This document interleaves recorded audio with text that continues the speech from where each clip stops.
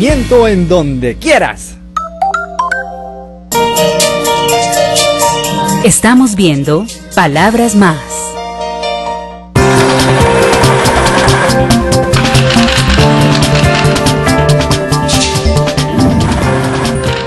Tania Ramírez de México, bienvenida a Palabras Más. Muchas gracias, muy buen día. Tania es miembro de la organización Hijos de México y además directora del Colegio de Derechos Humanos de la Universidad Claustro Sor Juana. ¿A qué se debe tu visita a Colombia? Pues estoy participando ahora mismo en un espacio novedoso que apuesta por el diálogo entre distintas disciplinas en el Fondo de Cultura Económica, en el Centro Cultural Gabriel García Márquez, donde nos reunimos un abogado argentino, una chica de pretextos, talleres literarios, Colombia, Harvard, París, y yo un poco desde la experiencia de Hijos y en el claustro para imaginar rutas posibles para algo que denominaron en este espacio reconciliación orillas que se juntan, ¿no? Un poco pensando en el proceso que ahora mismo vive Colombia y las mesas de diálogo para la paz, cuál es el aporte que desde la sociedad y desde la cultura y desde los libros se puede y se debe de hacer. ¿Qué es Hijos México? Hijos son las siglas de una organización que se llama Hijos por la Identidad y la Justicia contra el Olvido y el Silencio.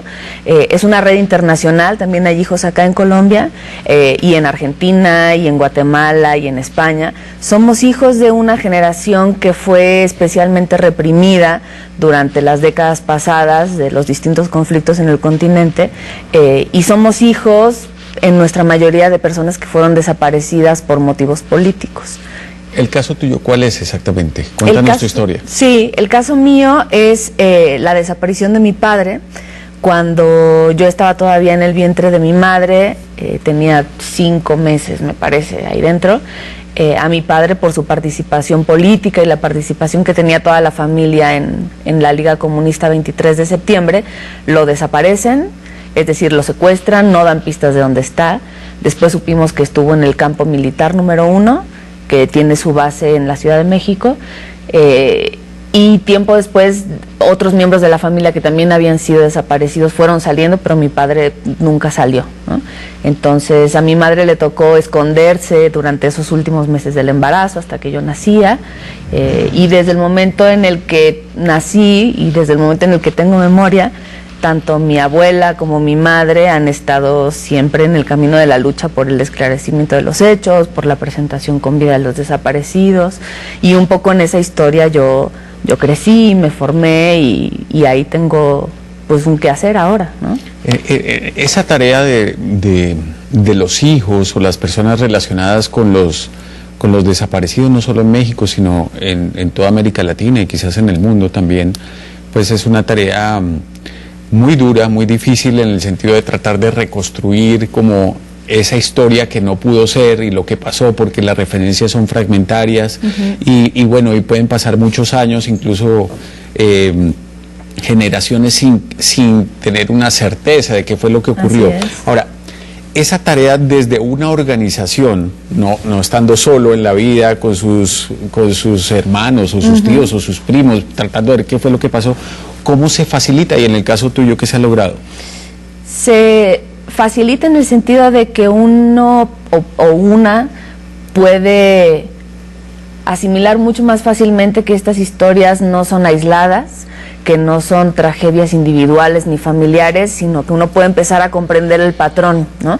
En el caso de México, habernos reunido los hijos nos hizo darnos cuenta de que la desaparición forzada fue una práctica sistemática, muchas veces ordenada y orquestada por los mismos grupos de poder que se habían formado, muchos de ellos en los Estados Unidos, en la Escuela de las Américas, y eso nos dio la pauta para entender también que a nivel continente había una historia similar, ¿no? Entonces, organizarnos como red también nos dio la posibilidad de comparar y de relacionar cuál podría ser ese hilo conductor, ¿no?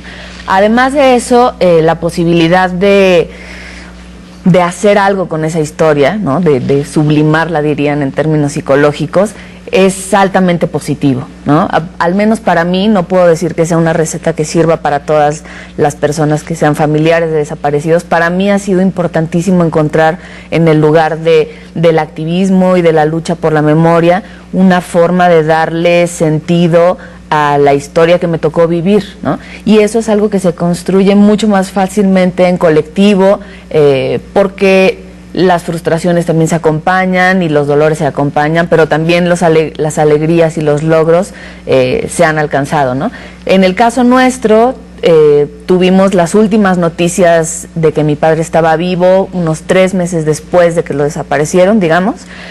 Algunas personas que salieron de estas mazmorras lo vieron, nos dieron cuenta de dónde estaba, cómo estaba, en qué estado estaba, pero más allá de eso no logramos tener noticias. Ahora, el tema ha seguido subiendo y si bien noticias puntuales sobre el caso del paradero de mi padre no hemos tenido por décadas, lo que sí hemos ido evidenciando en este avanzar es cómo existe, pues sí, una suerte de falta de voluntad política, una cerrazón de las instituciones del Estado, de las instituciones militares para abrirse y dar cuenta de cuáles son sus prácticas, al grado de que esa cerrazón nos ha heredado una historia de impunidad en México que, bajo nuestra forma de ver, es lo que propició el hecho de que ahora mismo en México tengamos nuevamente personas desaparecidas y lo que propició que hace pocos meses, también por motivos políticos, hayan sido desaparecidos este grupo de 43 estudiantes en Iguala, Guerrero.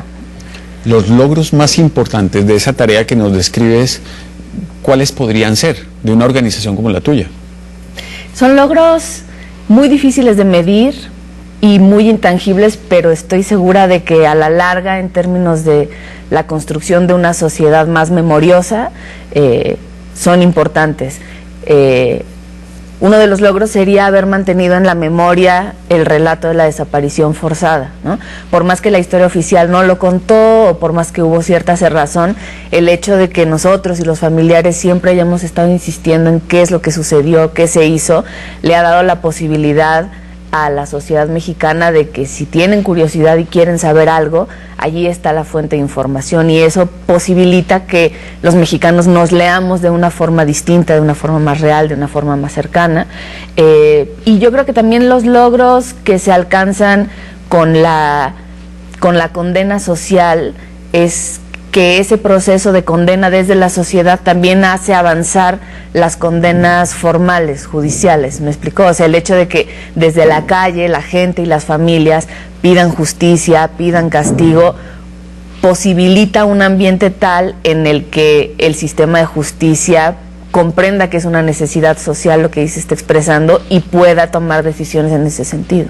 Bueno, has mencionado varias cosas que son muy importantes y que están muy relacionadas con lo que vive Colombia ahora, pero quisiera preguntarte por una en particular por el momento, y es el tema de la memoria.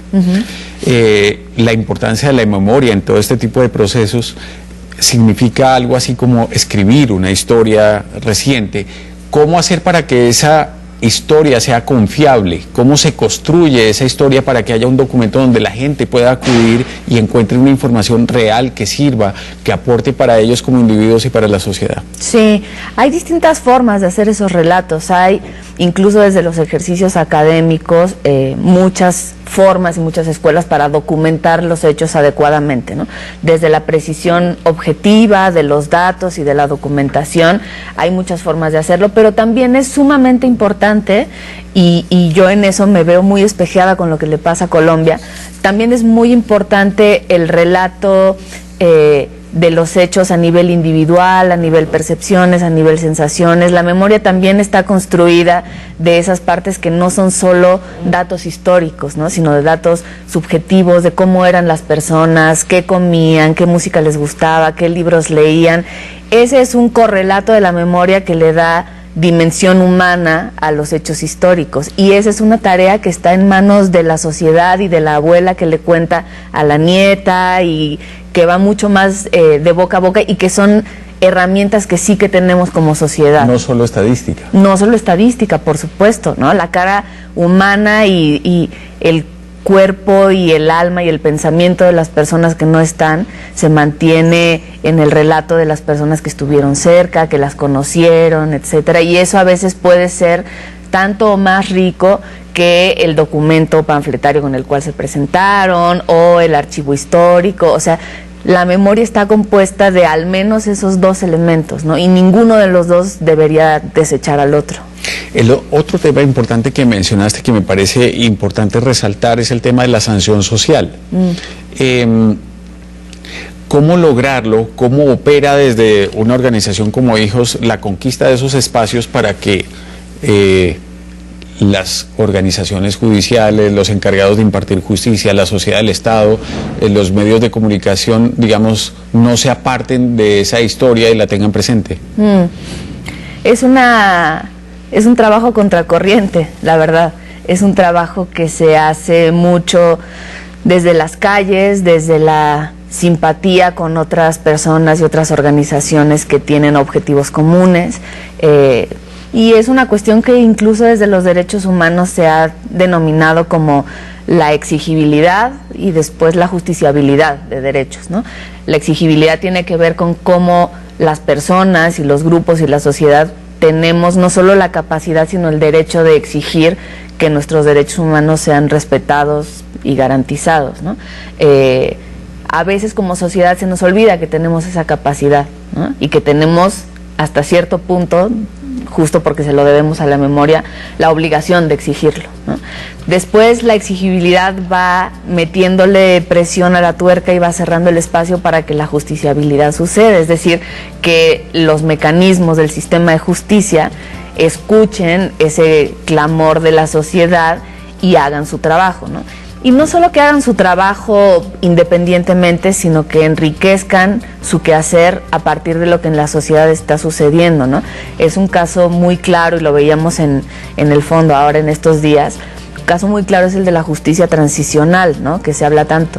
La justicia transicional se ha nutrido de los saberes que han emanado desde la sociedad, la necesidad de tener procesos de verdad, el derecho a la verdad, incluso el derecho de las víctimas, el derecho a la memoria. Son nociones que han surgido desde esa presión que ejerce la sociedad, no solo porque la sociedad presione, sino porque en la sociedad hay saberes, ¿no? Esos saberes existen y esos saberes tienen que ser valorados para el trabajo de los sistemas de justicia en nuestros países. Esa es una gran discusión hoy en Colombia, el tema de la justicia transicional versus algo que mencionabas tú, que es la exigencia de la sociedad de no impunidad como una condición importante para avanzar, digamos, en la sanación de esas heridas. ¿Cómo encontrar un equilibrio ahí? Es que el gran reto es que nos está tocando escribir un episodio de la historia que es absolutamente distinto y que no se parece a nada de lo que conocíamos. Creo que la idea de castigo es una idea en la que también tenemos que ir evolucionando, ¿no? La historia de la humanidad ha generado distintas nociones e incluso distintos tipos de castigo, y el hecho de que la impunidad no se perpetre es una necesidad, yo pensaría que no solo de las sociedades actuales, sino que es una necesidad histórica, ¿no? Para que el pacto social en el cual creemos en un Estado de Derecho funcione y siga adelante, es fundamental que la impunidad no se perpetre. Ahora, ¿qué entendemos por castigo, ¿no? ¿Llevar a la cárcel a todo mundo? En otros tiempos eso podría haber sido la horca o el exilio, etcétera. Hay distintas formas de castigo, y como sociedad nos tocará inventar unas que quizá no conocemos, ¿no? Y desarrollar otra vez también conocimiento y construir nuevas nociones que respondan tanto a las capacidades de nuestros sistemas de justicia y también a las necesidades de las familias, de las víctimas y de la sociedad. Tania, te invito a que hagamos una pausa para volver a hablar de la tarea de enseñarle a los jóvenes sobre derechos humanos. Genial.